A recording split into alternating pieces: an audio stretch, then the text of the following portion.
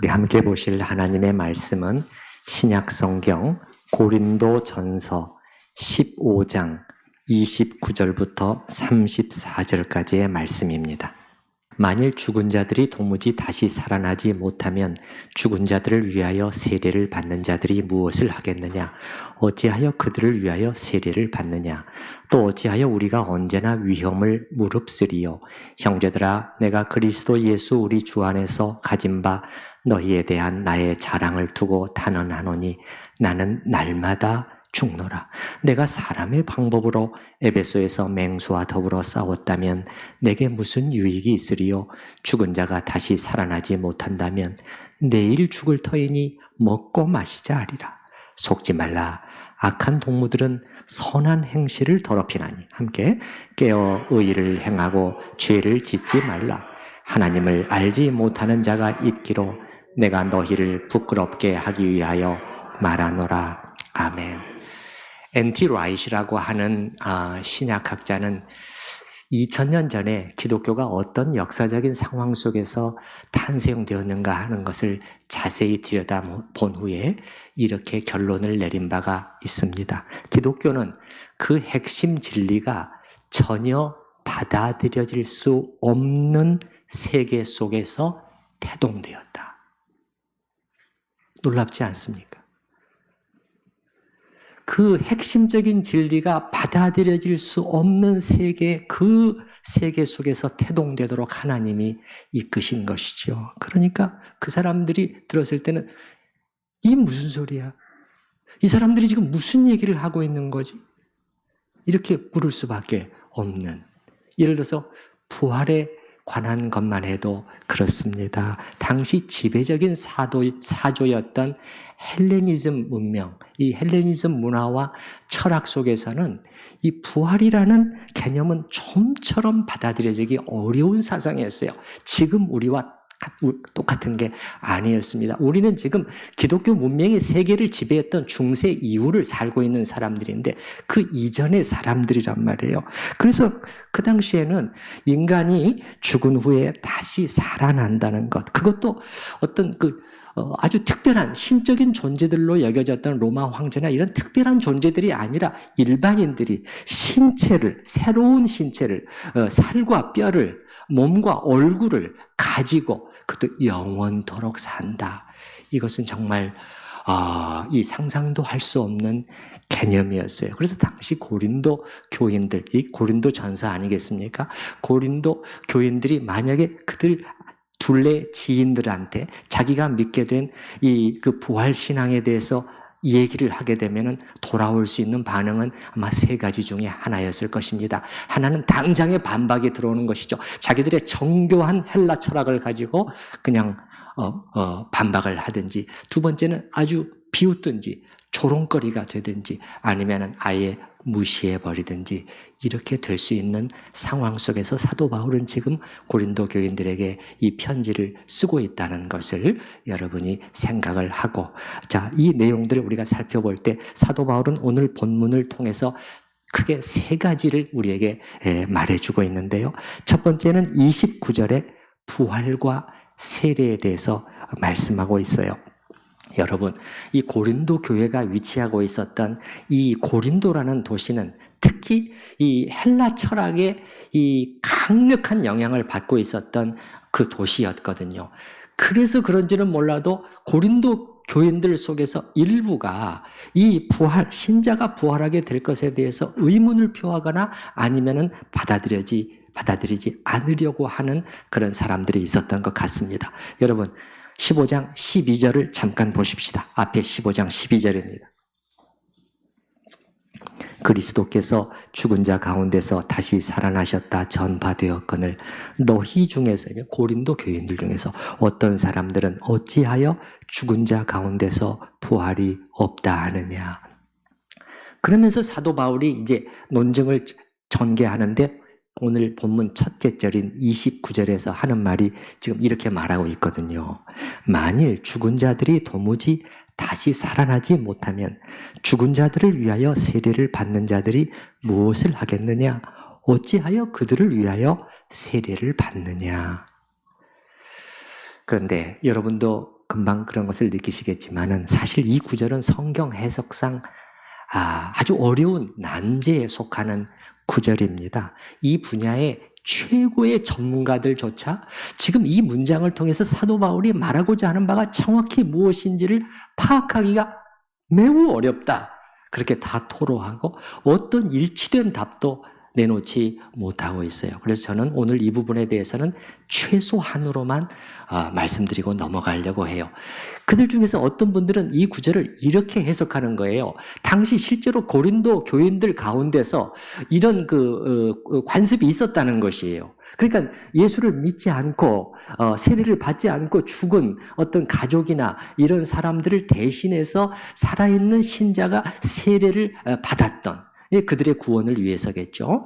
이런 관습이 있었고 사도 바울은 이제 그거를 가져오면서 29절에서 말하고 있는 것은 이런 내용이라는 거예요. 그러면은 내가 지금 너희에게 묻겠다. 지금 논란이 되는 것은 부활이 있느냐 없느냐 지금 이 문제를 가지고 지금 이제 논쟁을 하고 있는 것이니까 그러면 자 봐라. 너희가 지금 하고 있는 거는 뭐지?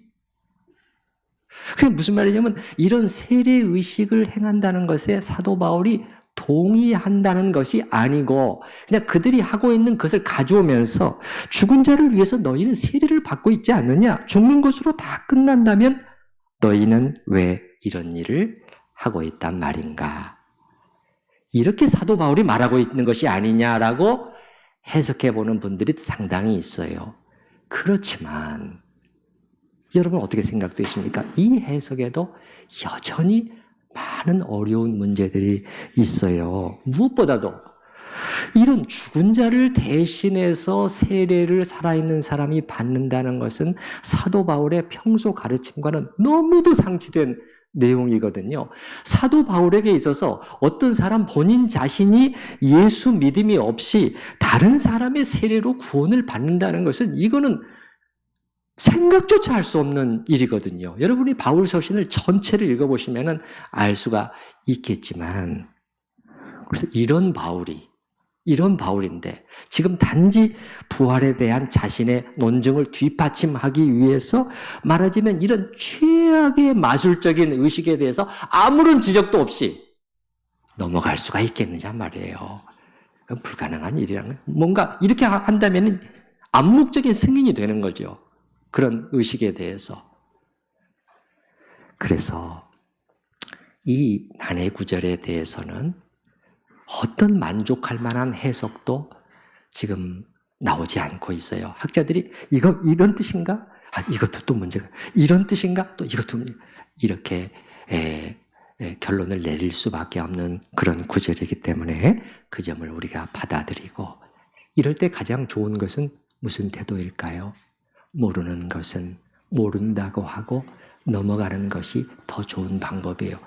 그렇지 않고 어떤 사람들처럼 어떤 이런 특이한 구절을 가지고 또 엉뚱한 주장을 또 펼쳐놓기 시작하는 사람들이 있단 말이에요. 기존의 성경 구절들의 내용과 완전히 다른 어떤 주장을 또 이런 한 개의 구절을 가지고 주장하는 경우가 있는데 이건 매우 위험한 것이에요. 사도 베드로가 이런 사람들에 대해서 아주 강력한 경고를 던지고 있지 않습니까? 성경을 읽다 보면 그 당시는 구약 성경이죠. 신약 성경이 아직 없을 때니까 나에게도 알기 어려운 구절이 있다. 사도 베드로가 베드로후서 3장에서 그렇게 말했어요.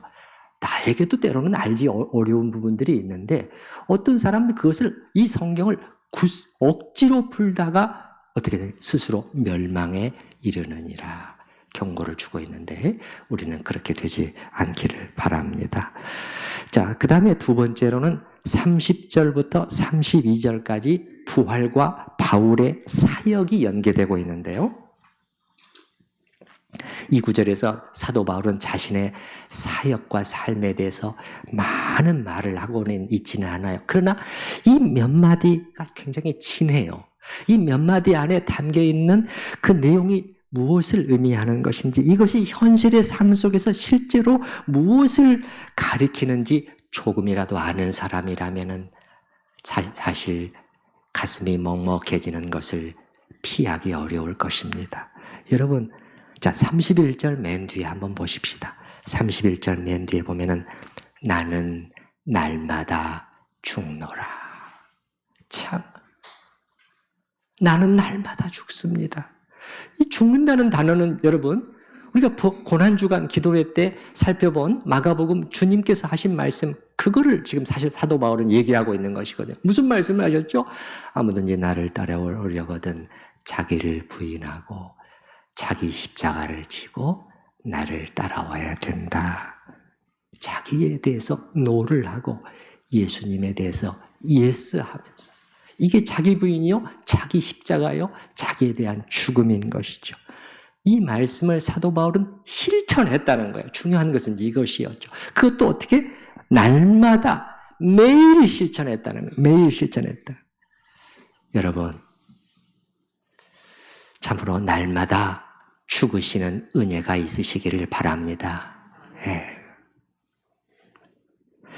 그러면 이 죽음 속에는 어떤 것들이 포함되어 있을까요? 우리 보다 구체적으로 한번 생각을 해보십시다. 이건 틀림없이 사역을 해나가면서 사도 바울이 견디어야 했던 여러 가지 어려움들을 분명히 포함하고 있을 것입니다. 여러분, 사도 바울이 예를 들어서 에베소 장로들을 불러서 마지막 고별 설교를 하면서 그동안에 3년간의 그 교회에서의 사역을 이 딱 한마디로 요약을 하잖아요.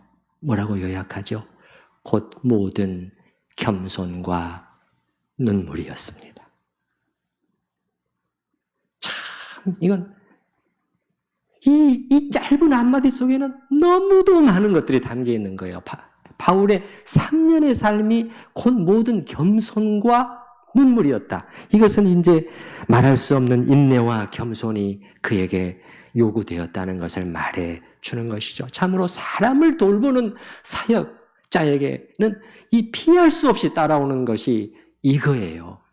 이거는 아무하고도 공유할 수가 없습니다. 이건 주님만이 아시는 것이죠. 이런 어려움, 또 이 죽음, 죽노라.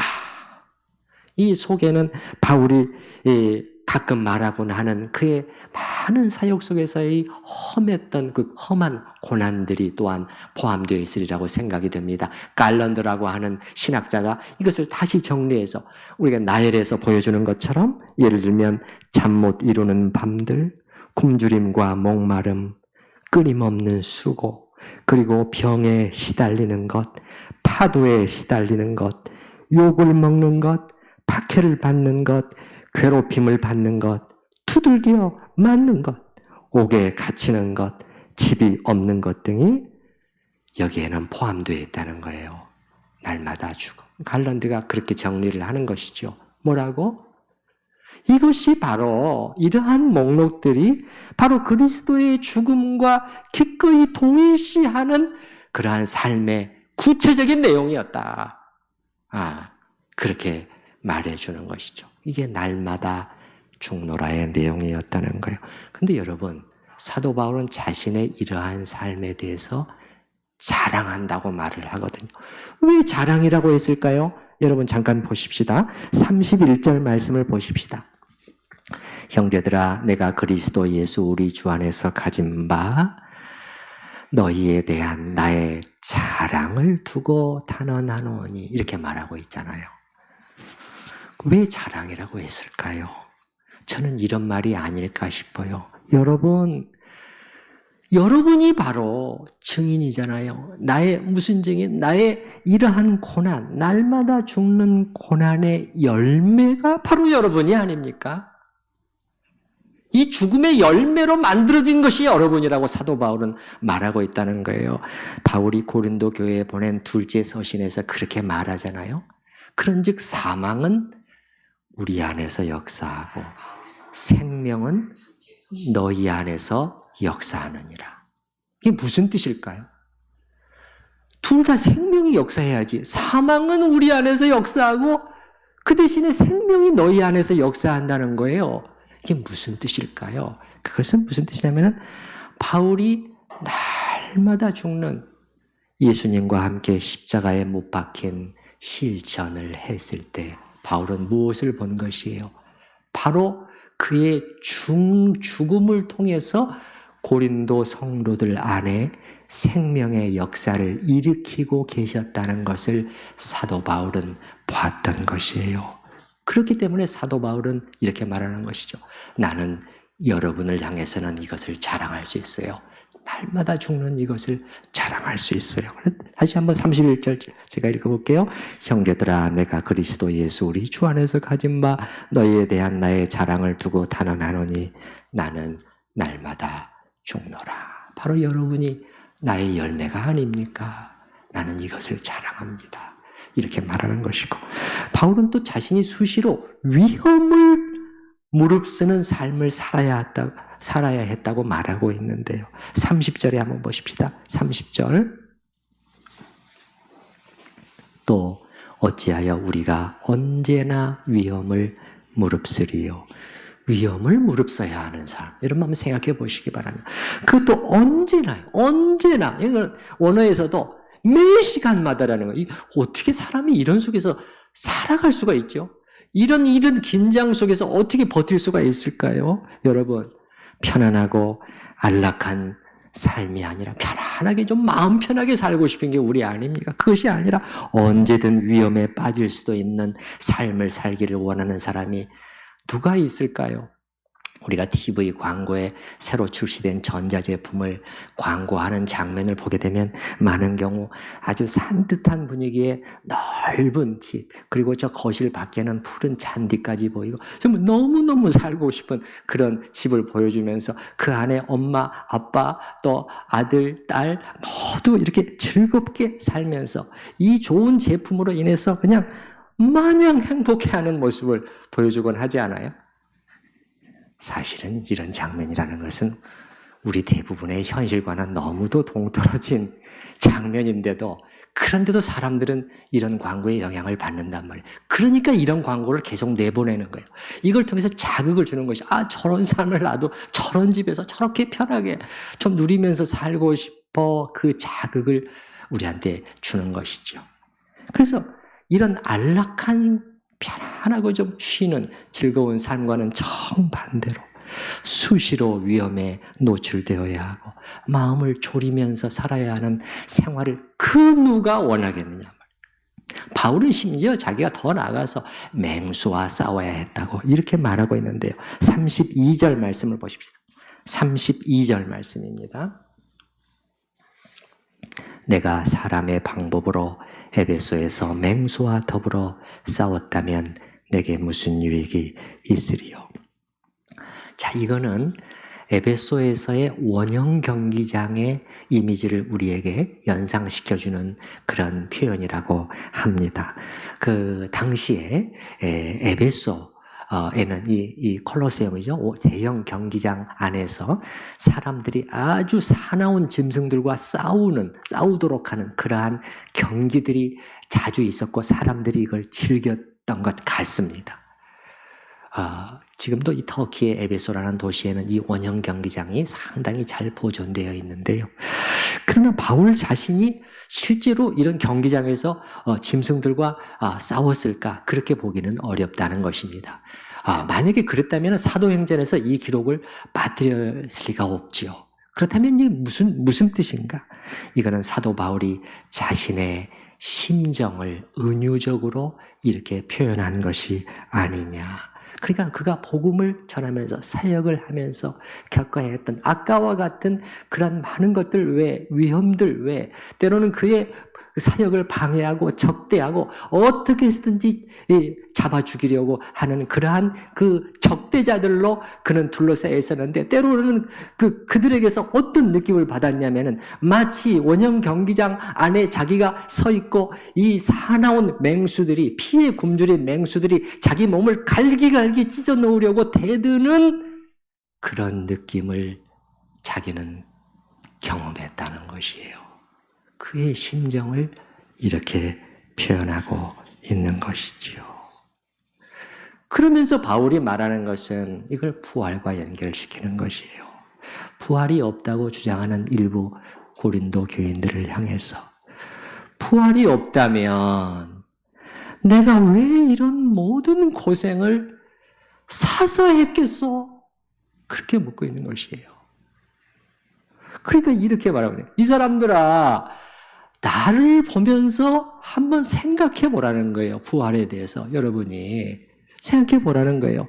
만약에 이 땅에서의 삶이 전부라면은 내가 왜 그리스도와 그의 나라를 위해서 이 고난의 차원에서 내가 들어갔겠느냐는 거예요. 사도 바울은 사실상 어쩔 수 없는 고난뿐만이 아니라 그가 능히 피할 수 있는 고난들도 차원에서 들어갔다는 것을 우리는 알 수 있잖아요. 왜 내가 그렇게 굳이 했겠느냐. 만약에 이 땅에서의 삶이 전부라면은 그저 여기 32절 맨 뒤에 나오는 것처럼 먹고 마시고 즐기면서 나도 남들처럼 편히 살자 하지 않았겠느냐. 그렇게 말하고 있는 것이죠. 그러니까 사도 바울은 여기서 자신의 동기를 감추지 않고 진술하고 있는 것이에요. 물론 바울 같은 사람은 이 땅에서의 삶으로 끝난다고 해도 어떤 바르게 살다가 가려고 노력을 할 만했겠지요. 더군다나 자기가 걷는 이 길은 어떤 길이에요? 나를 사랑하사 나를 위하여 자기 몸을 버리신 그 주님을 따라가는 그 숭고한 길이잖아요. 그렇게 할 수 있었겠죠. 그러나 바울은 솔직하게 말하는 것이에요. 그러나 나로 하여금 더욱더 이 자발적인 고난으로 사람들은 지금 이렇게 좀 그 감각적인 쾌락적으로 이렇게 가고 있지만은 나는 그것을 거부하고 이 자기 부인과 십자가로 차원에서 들어가도록 나를 더 들어가도록 만들었던 한 중요한 동기가 있는데 그것은 이 모든 것이 하나도 헛되지 않다는 것이라는 거예요.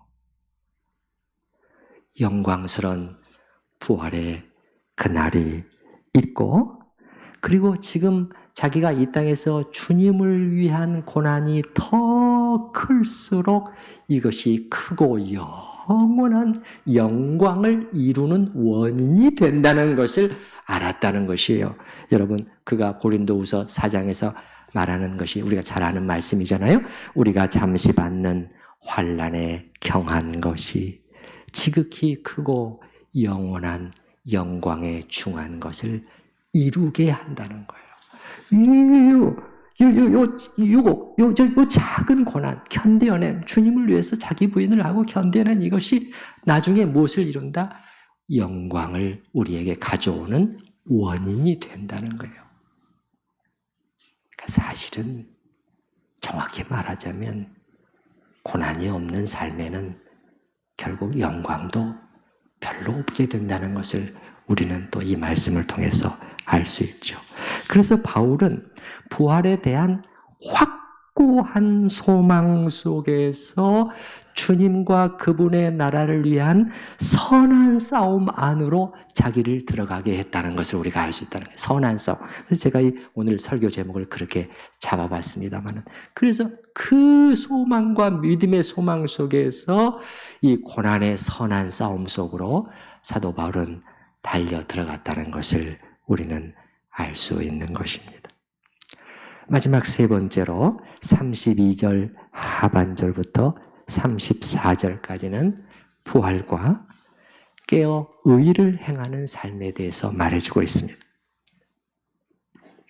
자, 33절을 한번 보시면 속지 말라 악한 동무들은 선한 행실을 더럽히나니 이렇게 하고 있는데 이제 악한 동무라는 것은 더 정확하게 번역하면 악한 교제, 악한 사귐을 말하는 것인데 자 이거는 이제 뭐랑 관련 있는 것 같냐면 그 바로 앞에 부분 32절 맨 뒷부분과 관련되어 있는 것 같아요. 이 악한 교제라는 그 악한 교제는 뭐냐? 그럼 그 바로 앞에 문장 보게 되면은 죽은 자가 다시 살아나지 못한다면 내일 죽을 터이니 먹고 마시자 하리라. 그러면 이게 또 사도 바울이 왜 이 말을 하고 있는 것 같으냐? 고린도 교인들 중에서 교회 밖에서 있는 어떤 사람들과 지금 교제가 있는 거예요. 교통이 있는 거예요. 만남이 있는 거예요. 그들에게서 영향을 받고 있는 것을 사도 바울이 간파를 한 것이죠. 근데 그런 사람들은 어떤 사람들이었느냐? 부활이 어디가 있어? 그렇게 하면서 그저 먹고 즐기며 살다 가는 것이 최고지. 이런 그 생각 속에 사로잡혀서 그렇게 살아가는 그거를 의시되면서 그걸 자랑하고 뽐내고 그런 사람들이었는데 이 그들의 영향을 적지 않게 받고 있는 고린도 교인들이 있었다는 것이에요. 그래서 사도 바울이 그들과의 사귐을 경계시키고 있는 거예요. 끊으라는 거예요. 만나지 마라. 예? 톡하지 말라는 거예요. 전화 받지 말라는 거예요. 영향을 너희들이 이미 받고 있지 않느냐. 이런 얘기인 것이죠.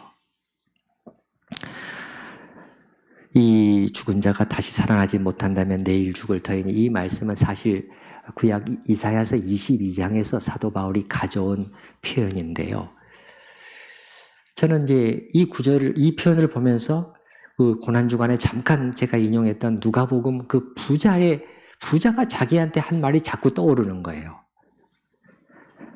내 영혼아, 여러 해 쓸 물건을 많이 쌓아두었으니 평안히 쉬고 먹고 마시고 즐거워하자. 여기도 보면은 먹고 마시자. 그러니까요. 자, 바울 이전에 700년 전에 이사야가 이 말씀을 했거든요. 700년이 지난 다음에 바울 당시에나 다시 2000년이 지난 사실은 오늘날에도 저는 이 말씀이 대부분의 사람들한테는 여전히 해당된다고 생각이 되는 것이에요. 만일 우리가 10대나 20대 젊은이들 가운데 1000명을 뽑아서 무작위로 뽑아가지고 자, 여러분이 장래 어떤 인생을 살고 싶은가라고 물어본다면 제 생각에는 아마 거의 대부분이 이 누가복음 방금 나오는 이 표현이에요. 그저 좀 충분히 벌어가지고요. 그게 뭐예요? 누가복음에 내 영혼아 여러 해 쓸 물건을 많이 쌓아두었으니, 그 말 아닙니까? 이 사람은 정말 이만큼 재물을 모으기 위해서, 이만큼 통장에 액수를 쌓아놓기 위해서 각고의 노력을 다한 사람이었을 것입니다. 야, 이제 됐다. 그렇게 말하면서 그 다음에 그가 한 표현, 이게 그대로예요. 자, 평안히, 누가복음 12장에 나온 표현입니다. 평안히, 좀 사람들 좀 편안하게 편안하게 살면서 쉬고 먹고 마시고 즐거워하자. 좀 즐기면서 살 수만 있다면 좋겠어요. 그런 답들이 대부분 나오지 않을까요? 사도 바울은 특히 이 사람들 속에 있는 이러한 경향성은 또 부활과 연결시킨다는 것입니다. 그러니까 이렇게 돼요. 부활이 없다면, 이 땅에서의 삶이 끝이라면 사람들은 더욱 그런 쪽으로 자꾸 기울 수밖에 없다는 거예요. 한 번뿐인 인생인데 좀 즐기면서 살다 가지 뭐, 이렇게 될 수밖에 없는 것이고, 이렇게 되면은 자기도 모르는 사이에 어떻게 된다는 거예요. 이 죄의 유혹에 대해서 점점 경계의 끈이 느슨해질 수밖에 없다는 거예요. 그러니까 뭐 이런들 어떠하고 뭐 좀 저렇게 살면 어때? 그냥 여기서 이걸 그냥 다 묻혀버리는 거잖아. 다 묻혀버리고 끝나는 거잖아. 그렇게 되면은 이제는 그런 것들에 좀 뭐 감옥에 가지 않을 정도면 되지 않아. 누가 보나 이렇게 되기가 쉽다는 거예요. 왜냐? 삶의 중요한 그 포커스가, 초점이 어디가 있어요? 즐김에 가 있잖아요. 낙에 가 있잖아요. 낙에. 일낙에 가 있잖아요. 이런 그는 결국 이렇게 경계의 끈이 느슨해지게 된다는 것인데, 사도 바울은 부활을 부인하는 일부 고린도 교인들 안에서 이런 위험성을 본 거예요. 그래서 뭐라고 말하고 있냐면은 깨어나라는 거예요. 깨어나라. 여기 나오지 않습니까, 여러분? 34절에 나오잖아요. 34절. 깨어 의를 행하고 죄를 짓지 말라는. 깨라는 단어는 무슨 단어냐면 술 취해서 혼곤한 정신 상태에서 깨어나는 것을 말하는 것이거든요. 제발 그 혼곤하고 그런 상태에서 벗어나서 좀 정신을 차려야 돼, 이렇게 말하는 것이에요. 그리스도인이 이런 가운데 있다면 이건 완전히 술 취해서 잠들어 있는 상태에 여러분은 놓여 있는 것입니다. 사도 바울은 34절 맨 뒤에 보면 내가 너희를 부끄럽게 하기 위하여 말하고 있다. 아주 센 말이죠. 사랑의 사실 경책이죠. 여러분 중에서 이런 지금 상황 속에 놓여 있어가지고 그렇게 자기 자신을 즐거움에 그냥 방임하고 있는 그런 사람들이 있는데, 여러분 그게 아닙니다. 나를 보면 알 수 있지 않습니까? 이걸로 끝이 아니에요. 부활이 있고 모든 것을 계산할 날이 옵니다. 그러므로 죄악의 낙에서 벗어나서 의로운 삶을 추구하라, 이렇게 권면하고 있는 것이죠. 자, 이제 우리 오늘 들은 말씀을 생각을 하면서 하나님 앞에서 묵상하면서 잠시 기도하는 시간을 갖도록 하겠습니다.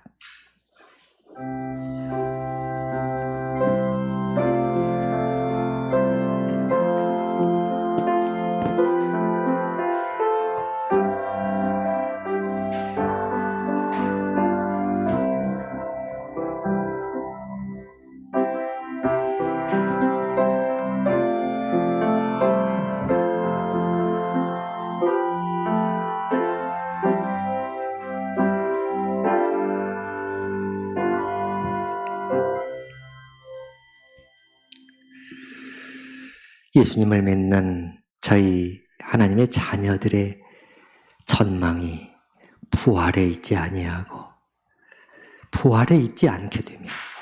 저희는 필히 다만 이 땅에서 어떻게 잘 살 것인가, 잘 먹고 잘 살고 잘 될 것인가, 필히 거기에 저희 마음이 머무를 수밖에 없고, 그렇다면은 즐거움에 마음이 팔리고 그 결과 죄의 유혹에 대해서도 약해질 수밖에 없다는 것을 사도는 가르쳐 주고 있습니다. 그러면서 사도는 우리에게 말하고 있습니다. 여러분, 나를 좀 보세요. 나를 좀 보고 흔들리지 마세요. 내가 만약에 이 땅에서의 삶이 전부였다고 한다면 내가 이 모든 고생을, 편한 삶을, 그리고 이 즐겁고 누리는 삶을 내려놓고 이 고난으로 들어갔겠어요? 라고 우리를 부르고 있습니다. 아버지 하나님 기도합니다. 참으로 저희가 잠에서 깨어나게 하여 주시옵소서. 아버지 하나님, 우리 당신의 총이 걸어갔던 길을 잘 보고 저희도 선한 도전을 받고 정말 무엇이 나를 살리고 이 땅에서 나를 살리고 또 영원한 곳에서의 영광으로 이끄는지를 잘 생각하고 바른 선택을 할 수 있도록 붙들어 주시옵소서. 예수님의 이름으로 기도드립니다. 아멘. 아멘.